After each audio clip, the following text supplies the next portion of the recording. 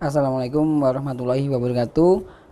Mahasiswa PJJ di seluruh Indonesia, kali ini kita ketemu lagi di PJJ e-Learning dan kali ini kita akan membahas tentang tema cyber security dan tentu saja kita akan bersama dengan Profesor Dr. Eko Indrajit. Selamat sore Prof, selamat pagi, selamat malam semuanya. Semuanya. Oke. Karena di internet. Oke. Ya, pemirsa, mahasiswa semuanya, cyber security ini apa Prof yang dimaksud? Oke. Jadi untuk memahami semua secara utuh begitu ya. Saya memiliki konsep yang namanya cyber six. Bukan cyber sex. Nah itu yang saya tadi mau bilang. Cyber six. Nah, cara memahaminya begini. Cyber yang pertama kan 6 nih kan ya. Cyber yang pertama itu saya namakan sebagai cyberspace. Cyberspace. Cyberspace itu internet. Internet. Ya, di mana sekarang orang bisa berinteraksi lewat internet. Betul Siapapun ya? dimanapun. Siapapun dimanapun. Kita sudah merasakan manfaatnya. Betul ya? Ya. Karena kita merasakan Anak-anak manfaatnya. juga bisa Betul. merasakan. Bahkan katanya sekarang 1 dari 3 atau 4 orang di dunia sudah menjadi user internet. Dan akhirat? Dan di akhirat. Nah, akibatnya internet ini kan jadi sangat bermanfaat. Nah, prinsipnya biasanya kalau barang itu bermanfaat, nilainya jadi tinggi. Nilainya jadi tinggi. Ya kan? Perbankan lewat sana, gitu kan? E-commerce lewat sana, e-bisnis lewat sana. Jadi makin tinggi. Nah, barang yang atau sesuatu yang nilainya tinggi pasti juga memiliki ancaman yang tinggi. Ancaman. Nah, masuklah cyber yang kedua. Apa tuh? Cyber threat. Cyber threat. Jadi ancamannya tinggi juga. Sama kalau orang punya berlian. Berlian itu kan harganya mahal. Mahal. Banyak yang pengen punya, ngumpulin, yang pengen nyuri. Gitu. Kalau mata uang ibaratnya dolar sama euro itu mahal. Banyak yang ngumpulin sebagai investasi, banyak juga yang pengen nyuri. Internet sama. Di dalam internet orang bertransaksi banyak sekali, banyak yang ingin merasakan manfaat, banyak juga yang pengen mengambilnya. Tapi namanya ancaman kan belum beneran, baru berupa ancaman. Nah, cyber yang ketiga, ini namanya cyber attack. Cyber attack. Kalau ancaman tadi sudah benar-benar lakukan. Orang ngambil uang orang lain lewat internet. Dari bank ke bank ngirim 1 juta, diganti jadi 100.000, sisanya dikirim ke rekening dia. Nolnya dihilangin. Sepele ya? Sepele. Data diganti. Yang Mas Bambang yang belum menikah, tiba-tiba ditulis sudah menikah 7 kali. Misalnya. Jadi itu bisa dirubah toh. Nah, itu sudah di-attack sistem itu. Bahkan ada yang harddisknya dihapus. Habis, hilang semua. Data yang mungkin 5-10 tahun hilang semua. Nah, namanya orang diserang, orang di-attack, pasti otomatis kan kita pasti ingin menahan toh. Mengamankan. Masuklah cyber yang keempat, cyber security. Cyber security. Jadi cyber security bagaimana mengamankan diri dari ancaman maupun serangan itu tadi. Dari manapun juga. Iya. Nah, ibarat kita pakai tameng, kita secure nih, pakai macam-macam. Mulai dijagain, dimonitoring, dikasih antivirus, macam-macam caranya, software, hardware dengan berbagai cara. Si penjahat ini, si hacker, cracker, atau namanya, tetap mencoba menembus pertahanan itu. Mencari liang. Mencari apa istilahnya? Lobang.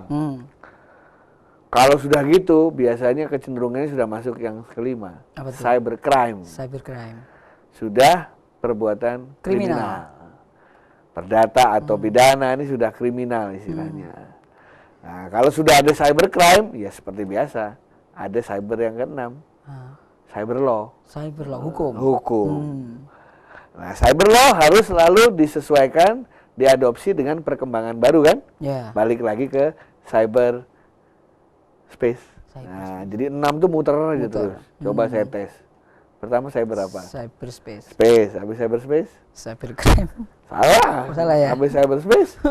Nanti saya catat dulu. Ancamannya cyber threat. Udah ada ancaman, namanya ancaman belum beneran. Kalau udah beneran, cyber attack. Prof, seberapa parah sih untuk kondisi di Indonesia? Waktu saya menjadi ketua ID30, ya, kurang lebih 3-4 tahun yang lalu, satu hari itu tercatat ada kurang lebih 1,5 juta serangan 1,5 juta di Indonesia, baik dari dalam maupun dari luar. Dalam juga ada? Nah, dalam juga ada. Nah, itulah yang kita juga harus istilahnya apa namanya melihat diri ya. Jadi orang dalam nyerang internet kita itu sama kayak kalau kita naik kapal, kita lobangi kapal kita sendiri. Karena tidak mungkin internet Indonesia ada yang melindungi kecuali orang Indonesia sendiri. Mana ada orang luar negeri, ayo kita bantu. Nggak ada. ada. Nah, di kita ini menarik. Ada yang dari luar, ada yang dari dalam. Dari luar kalau dimonitoring paling banyak tuh 3 negara. Dari China, Rusia, Amerika itu paling banyak. Kira-kira kenapa kok 3 negara itu yang dominan? Kenapa 3 negara itu? Nah, kalau China alasannya macam-macam nih. Ada beberapa pandangan. Pandangan pertama adalah katanya kan kalau kita lihat ya produksi China sekarang mereka kan bukan inovasi setengahnya, replikasi. Jadi bukan membuat yang baru tapi menggandakan. Istilahnya kalau direplikasi nggak apa-apa katanya begitu. Jadi dia masuk kemana-mana untuk apa? Cari desain, ya kan? Cari resep ayam Suwarti kayak apa resepnya nanti dia bikin gitu kan? Nah, karena untuk tahu itu kan harus masuk ke tempat-tempat yang itu. Ada yang satu mengatakan begitu. Tapi ada yang dua mengatakan soalnya kalau berhasil Anda mau cari apa pelakunya capek juga. China sebesar itu daratannya. Yang bisa bahasa Inggris dikit. Oh iya. Kalau ternyata diketahui penyerangnya ada di tengah-tengah gitu, siapa yang mau ke sana? Mungkin biayanya lebih mahal daripada manfaat yang didapat gitu. Dan hampir semua dimonitoring di dunia laporannya paling banyak dari sana. Dan ketiga jumlah penduduknya yang begitu banyak gitu ya. Nah, di China sendiri internetnya sangat tertutup, makanya dia punya Great Wall yang sangat tinggi gitu ya. Bahkan itulah dijuluki tirai bambu. Tirai bambu. Gitu. Untuk di Indonesia, Prof, yang paling banyak diserang itu dari institusi apa, Prof? Nah, hasil penelitian saya memperlihatkan jarang serangan itu berdiri sendiri. Jadi serangan ini kan di dunia cyber. Itu biasanya ada hubungannya dengan dunia nyata. Contoh. Dendam, karena dendam. Bukan dendam. Zaman saya dulu nih, 2 SMA selalu berantem. Kalau ditanya, kenapa kamu berantem? Soalnya saya habis olahraga duduk, dia lewat, mukanya ngeliatin saya pukul aja gitu. Zaman dulu lihat-lihatan bisa berantem, bener nggak? Iya. Nah, zaman sekarang nggak ada itu, tapi dibalik. Ini ada pejabat ngomong, kok nggak enak, nggak pas dengan perasaan rakyat nih. Ya udah, dihack aja, dia punya homepage. Bahkan antar negara sama. Indonesia, Malaysia lagi final. Perang dingin. Oh, jangankan perang dingin, final badminton. Final badminton tuh kan besok finalnya. Sekarang udah mulai serangan.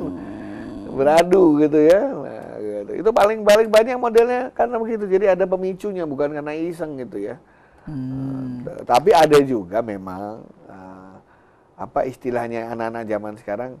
Zaman kita kan dulu main benteng. Main apa lagi kamu dulu? Bak sodor, main apa lagi? Pokoknya dulu kan keren kalau bisa, wah dia yang benteng ini dapat skor itu. Sekarang lain. Anak sekarang lahir yang dilihat bukan batu, bukan bambu, yang dilihat handphone, gadget, PlayStation dan lain sebagainya. Jadi cool kalau kita itu istilahnya bisa nembus sebuah sistem. Tadi itu Prof yang saya tanyakan belum kejawab. Jadi di Indonesia kira-kira yang paling banyak diserang itu institusi apa? Terpantau nggak? Apa terpantau? Kalau yang kita lihat tuh memang paling banyak dulu itu zaman saya adalah pemerintah. GoID.